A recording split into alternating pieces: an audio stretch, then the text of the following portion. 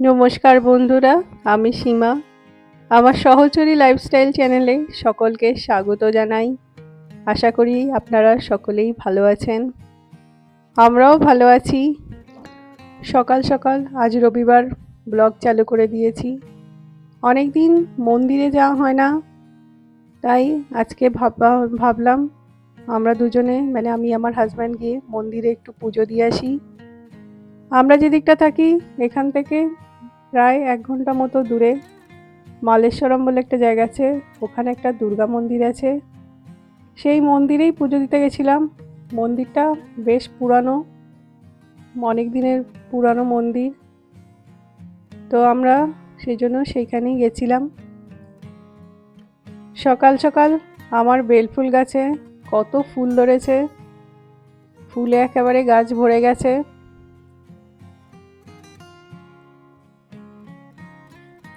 আমি আর আমার হাজব্যান্ড দুজনে মিলে স্কুটারে করে গেছিলাম। মেয়ের সকালবেলা করে পরীক্ষা থাকে, সেই জন্য অনলাইনে পরীক্ষা দেয়ও, তাই ওকে নিয়ে যায়নি। আমি আর আমার হাজব্যান্ড দুজনে মিলে গেছি। আমরা একটু আগেই চলে গেছিলাম, তখনও মন্দিরে দরজা খোলা হয়নি। লাইন দিয়ে দাঁড়িয়ে আছি। লাইনে দাঁড়িয়ে থাকতে থাকতে ওপর দিকটা একটু ভিডিও করে নিলাম, কেন এখনও মেন মন্দিরের ভেতরে ঢুকতে পারিনি, যেখানে মা দুর্গা রাখা আছে। এটা বাইরের পোর্শন, লাইন দিয়ে দাঁড়িয়ে আছি। এখানে মন্দিরের কারুকার্যটা বেশ ভালো লাগলো, তাই একটা ভিডিও করে নিলাম। ঘরে ফিরে আজকে ভাবলাম মন্দিরে গেছিলাম, পুজো দিয়েছি, তাই আর আমিষ কিছু খাবো না, নিরামিষই খাবো। যদিও আমিষ বলতে একটু পোর্শন ছিল, কেন আমি এতে একটু পেঁয়াজ দিয়েছিলাম। আমাদের নিরামিষে বেশিরভাগ সময় রান্নাতেই খিচুড়িটা সবচেয়ে বেস্ট, চট করে হয়ে যায় আর খেতেও বেশ ভালো লাগে গরম গরম। সামনেই বর্ষাকাল আসছে, খিচুড়ি তো বাঙালিদের প্রিয় খাবার। প্রায়ই সবাই বৃষ্টির মধ্যে গরম খিচুড়ি বানায়। আমিও আজকে একটু খিচুড়ি বানিয়ে নিলাম, যদিও এখানে বৃষ্টি হচ্ছে না। তবে এই খিচুড়িটা পুরো বাঙালি স্টাইলে নয়, এটা কর্ণাটকি খিচুড়ি। অ্যাকচুয়ালি এই খিচুড়ির উৎপত্তি মাইসোর প্যালেসে। কিছু বছর আগে পর্যন্ত সাধারণ পাবলিকের কাছে এর কোনো ইনফরমেশানই ছিল না। এখন সমস্ত ব্যাঙ্গালোরের যে রেস্টুরেন্টাল আউটলেটগুলো রয়েছে সব জায়গায় পাওয়া যায়। তাছাড়া বিভিন্ন অনুষ্ঠান বাড়িতেও এটা বানানো হয়। এই খিচুড়ির নাম বিসিবিল্লি ভাত, কর্ণাটকের প্রসিদ্ধ খাবার, আর খেতেও ভীষণ ভালো, খুব ভালো লাগে খেতে। চলুন এটার প্রিপারেশানটা করি আমি নিজে, আর আপনাদেরও দেখাই কেমন করে করলাম। এটাকে বলতে পারা যায় রাজকীয় খিচুড়ি বা রাজপরিবারের খিচুড়ি। এর জন্য চাল আর ডালটাকে আমি প্রথমে আধ ঘন্টা ভিজিয়ে রাখলাম। এক্ষেত্রে কিন্তু অড়হর ডালের ইউজ হয়, আর যে কোনো চালই চলবে। বাসমতি চাল হলেও ভালো, গোবিন্দভোগ চাল হলেও আরও বেশি ভালো লাগে। আর তার সাথে বিভিন্ন রকমের সবজি দেয়া হয়। আমাদের যেমন খিচুড়িতে কয়েকটা বিশেষ সবজি দিই, এখানে যা খুশি দেওয়া যায়। আমি এখানে ছোট ছোট করে টুকরো করে নেওয়া গাজর, আলু, বিনস, ক্যাপসিকাম, বেল পেপার, বেগুন, কুমড়ো, মূলো সব কিছুই দিয়েছি। সবই এখানে ছোট ছোট টুকরো করে দেওয়া হয়। আমিও ছোট ছোট করে টুকরো করে কেটে সব কটাকে জল দিয়ে ভালো করে ধুয়ে নিয়েছি। এখানে রয়েছে মটরশুঁটি আর কাঁচা বাদাম, সেটাকে ভেজে নিতে হবে। কয়েকটা কাজুর দানা রয়েছে, সেটাও ভেজে নিতে হবে। দুটো টমেটোকে বেশ করে কুচো করে নিয়েছি টুকরো টুকরো করে। সাউথের রান্না যেহেতু, তাই কারি পাতার ব্যবহার তো হবেই। কারি পাতা রয়েছে, একটু পেঁয়াজ কেটে নিয়েছি আর তেঁতুলকে জলে ভিজিয়ে নিয়েছি। এই রান্নাটা করার জন্য একটা স্পেশাল মশলা লাগে, সেটা বিসিবিল্লি ভাত মশলা বলে। এখানে আমি এমটিআরের বিসিবিল্লি ভাত মশলা পেয়েছিলাম, সেটাই আমি ইউজ করেছি। আমি ভিডিওর মধ্যে দেখিয়ে দেবো এই মশলাটা কি কি মশলা দিয়ে তৈরি করা হয়। তাই বাইরে যারা পাবেন না তাদের কোনো অসুবিধা হবে না এই মশলাটা তৈরি করে নিতে। এখানে প্রথমেই চাল আর ডালটাকে সমপরিমাণ নিয়ে জলে ভিজিয়ে সেটাকে কুকারে দিয়ে সিটি মেরে নিতে হবে ভালো করে, যাতে একেবারে সেদ্ধ হয়ে যায়। আমি কুকারে এক সাইডে বসিয়ে দিয়েছি।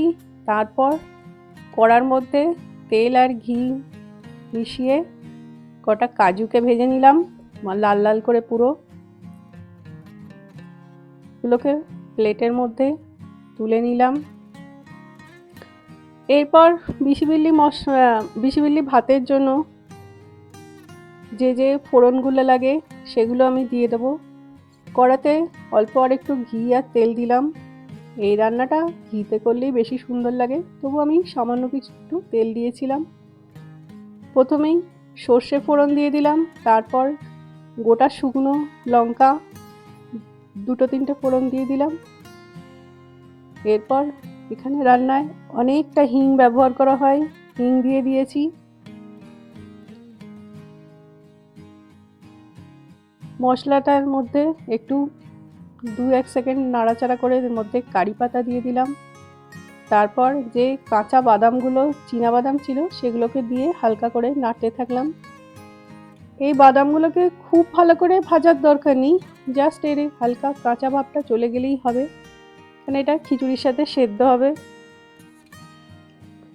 এরপর একটা একটা করে আমি সবজিগুলোকে দিতে থাকলাম।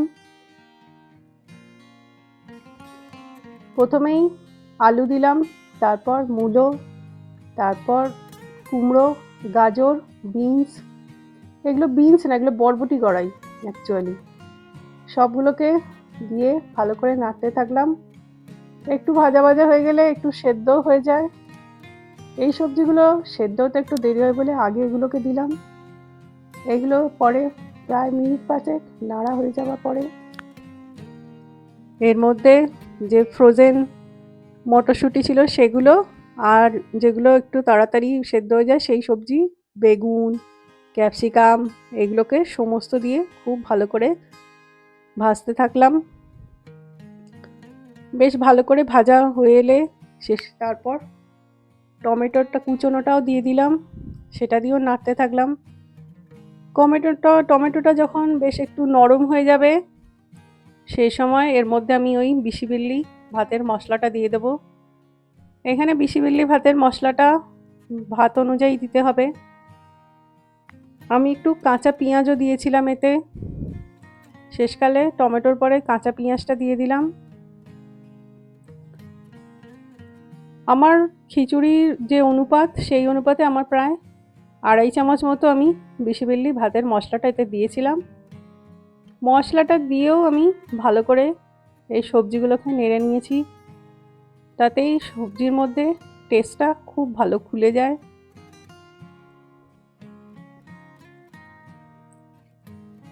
আমি টেবিল চামচের প্রায় 2.5 চামচ মতো দিয়েছি মশলা।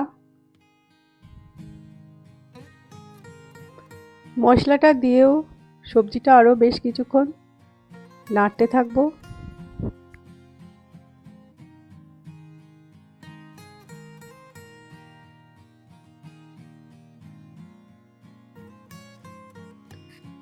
অন্যদিকে আমার ডাল আর চালটা সেদ্ধ হয়ে গেছে, কুকারের সমস্ত সিটি বের হয়ে গেছে।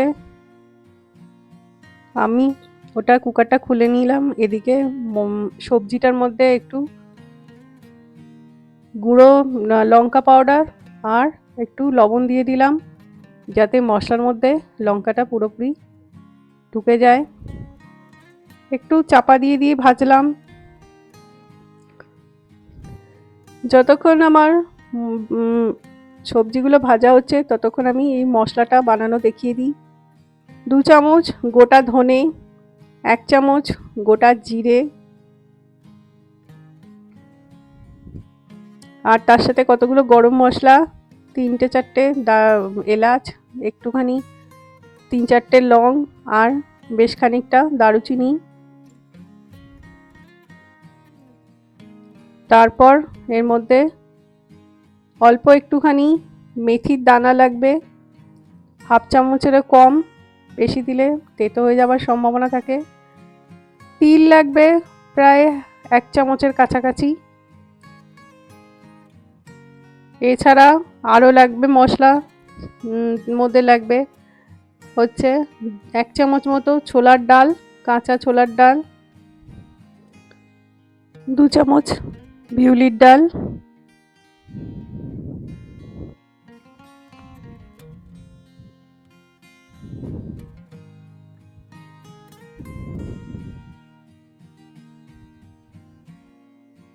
তার সাথে লাগবে শুকনো যে গোটা লঙ্কা হয় সেই লঙ্কা বেশ অনেকটা। এই লঙ্কাগুলো ঝাল হয় না কিন্তু দেখতে বেশ লাল লাল হয়। তার সাথে নারকেলের কয়েকটা টুকরো। এই মশলাগুলোকে নিয়ে কাঠকলাতে বেশ কিছুক্ষণ ভেজে নিতে হবে, অনেকে তেল দিয়েও ভাজে। তারপর এটাকে পাউডার করে নিলেই হয়ে যাবে। এই পাউডারগুলো প্রায় 1 মাস মতো থাকে, কিন্তু সেক্ষেত্রে এই নারকেলটা দিলে হবে না, কারণ নারকেল দিলে মশলাটা তাড়াতাড়ি খারাপ হয়ে যায়। তো সেই ক্ষেত্রে নারকেলটা ছাড়া এই মশলাটা বানিয়ে রেখে দেওয়া যায়। রান্না করার সময় নারকেলটাকে ভালো করে কড়াই ভেজে নিয়ে মিশিয়ে নিলেই হয়ে যাবে। আমার কুকারের ঢাকনা খুলে ডাল আর ভাতকে ভালো করে মিশিয়ে নিলাম। এক্ষেত্রে ভাত আর ডাল একেবারে মিশে যায়, কোনো রকমই থাকে না, মানে আলাদা ভাব থাকে না। যে সবজিগুলো আমি ভেজে রেখেছিলাম সেগুলো কুকারের মধ্যে একবার দিয়ে দিলাম। অনেকে কড়াতেই এই ডাল ভাতের সাথে এটাকে সেদ্ধ করে, কিন্তু তাড়াতাড়ি একটু হয়ে যাবে বলে আমি কুকারের মধ্যেই দিয়ে দিলাম। একটা সিটি দিলেই এই ছোট ছোট করে কাটা সবজি সেদ্ধ হয়ে যাবে, আমার রান্নাটাও তাড়াতাড়ি হয়ে যাবে। এই জন্য আমি চাল ডালের সাথে এটাকে দিয়ে একটা কুকারে সিটি দিয়ে নিলাম। কড়া দিয়ে ধোয়া যে মশলাটা লেগেছিল সেই জলটাও দিয়ে দিলাম।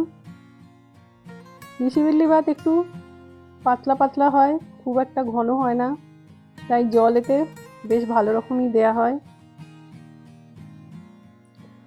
এরপর যে তেঁতুল গোলা জলটা ওটাও দিয়ে দেব, আর লবণটাও একটু চেক করে নেব। একটু বেশি করেই জল দিলাম আমি, দিয়ে কুকারে ঢাকনা দিয়ে এটাকে একটা সিটি দিয়ে নেব।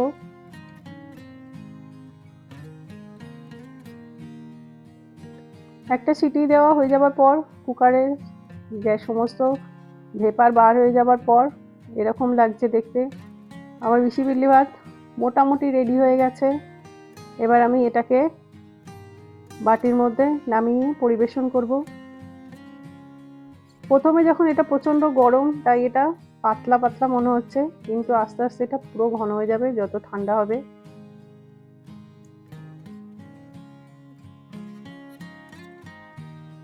বাটির মধ্যে এটাকে নামিয়ে নিয়ে এরপর আগে থেকে যে কাজু বাদামগুলো আমি ভেজে রেখেছিলাম সেগুলো এর মধ্যে আমি দিয়ে দেব, ওপর থেকে ছড়িয়ে দেব। আর তার সাথে আমি এতে ঘি দেব। আমার ঘিটা একটু জমা ছিল বলে দিতে গিয়ে অলমোস্ট এক জায়গায় পড়ে গেছে।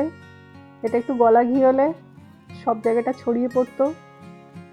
এটা প্লেটে সার্ভিং করার সময় একটা বিশেষত্ব আছে, সেই ভিডিওটা আমার হয়নি, তাই এবার বলো। এতে ভালো হয়েছে, বেসিক্যালি যে অথেন্টিক স্মেলটা আসছে ওটা ছাড়ছে, আর অফকোর্স সবজিতে পড়েছে যখন তো ভালো লাগবেই।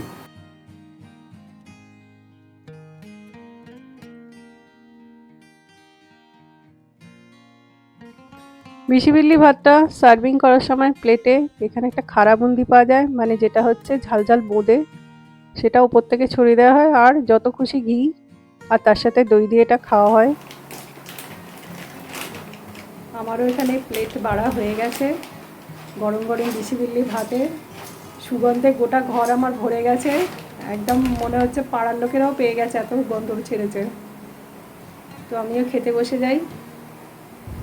আমার মতো স্টাইলে এরকম বিসিবিল্লি ভাত বা কর্ণাটকের খিচুড়ি একবার বানিয়ে দেখবেন, আশা করি ভালো লাগবে।